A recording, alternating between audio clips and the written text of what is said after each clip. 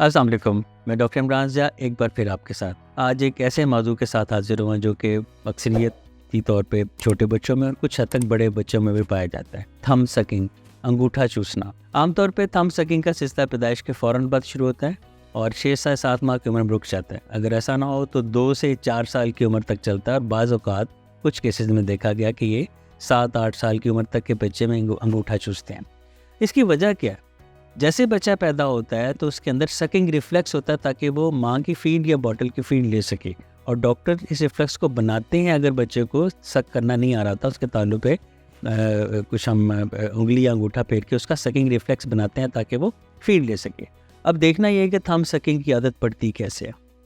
जब भी बच्चे को भूख लगती है और उसको करीब 3 फीड अवेलेबल ना हो तो अंगूठा चूस के उस इंस्टिंक्ट को ये पूरा करने की कोशिश करता है। या बच्चा जब अपने आप को इनसिक्योर फील करता है, अपने आप को अकेला फील करता है या उसको कोई भी नफसियाती तौर पर एहसास हो रहा है तो अंगूठा चूसता है। सवाल ये पैदा होता है कि माँ बाप को कब इसका नोटिस लेना चाहिए। 6 माह की उम्र में जब दूध के दांत आना शुरू हो जाते हैं तो सूरत में अंगूठा चूसना आपके दांतों और मसूड़ों की कुछ बीमारियों को जन्म दे सकता है। फॉर एग्जाम्पल, जैसे बच्चा अंगूठा चूसता है वो कई दफ़ा इतने ज़ोर से अंगूठा चूसता है कि उसके तालू की हड्डी जो कि अभी नरम होती बन रही होती है वो अंगूठे की शक्ल इख्तियार कर लेती है और थोड़ा सा तालू तंग हो जाता है, जिसका नतीजा ये होता है कि जब बच्चे के दांत निकलते हैं, दूध के दांत या दूध के दांत गिरने के बाद परमानेंट दांत, तो वो तंग जगह में टेढ़े मेढ़े आगे पीछे हो सकते हैं। इसके जो मज़ीद असरात आगे जाके सामने आते हैं वो 12 साल की उम्र के बाद आते हैं। जब परमानेंट दांत आते हैं तो उसमें ओवर जेट, जिसमें कि ऊपर और नीचे के दांतों के बीच में खला होता है। ओपन बाइट, पिछली दाढ़ें मिलती हैं, अगले दांत आपस में उनमें गैप होता है जिसकी वजह से बच्चा कुछ काट के खा नहीं सकता।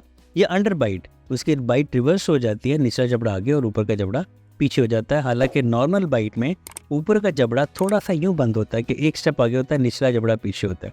तो यानी कि ऑक्लूजन की है, जबड़ा मिलने की जो एक आदत है या हैबिट है वो इसमें चेंज हो जाती है सिर्फ अंगूठा चूसने की वजह से। अब लाजमी तौर पर आप लोगों के ज़हन में ये सवाल आ रहा होगा कि इस आदत को कैसे रोका जाए।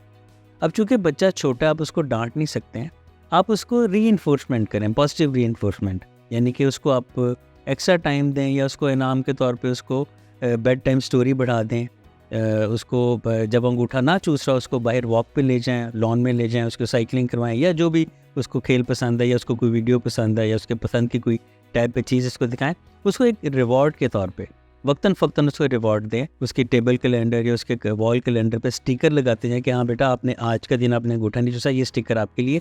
जब इतने स्टिकर्स हो जाएंगे हम आपको एक इनाम दे देंगे। ये एक मैं आपको एक उसका नफसियाती अरबा बता रहा हूँ। इसका दूसरा तरीका ये कि आप उसको रिपीटेड रिमाइंडर्स दें कि बेटा आपने अंगूठा नहीं चूसना।